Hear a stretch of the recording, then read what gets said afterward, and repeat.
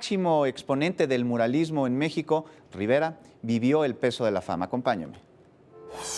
Los familiares de los personajes famosos suelen tener una vida algo complicada por la fama de los parientes. Y si se trata de los familiares de uno de los muralistas más importantes de la historia mexicana, el problema se vuelve aún más grande. A pesar de que podría pensarse de que se trató de un orgullo para la familia de Diego Rivera, no siempre fue así. ¿Por qué digo que no siempre fue un gusto?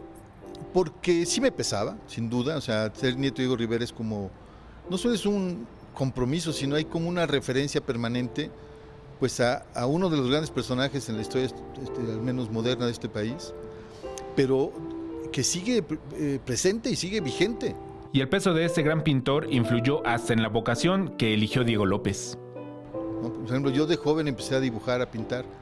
Pude dedicarme quizá a ser pintor, pero no. O sea, para mí era una cosa, pues decir, ¿cómo?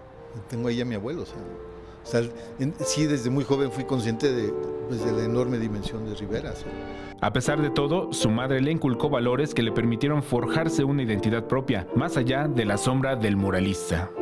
Mi madre, Guadalupe Rivera Marín, la hija mayor, siempre tuvo presente a su padre, pero siempre nos dijo al mismo tiempo, nosotros valemos por lo que somos, por nosotros mismos, más allá de que seamos familiares directos del gran Diego, ¿no?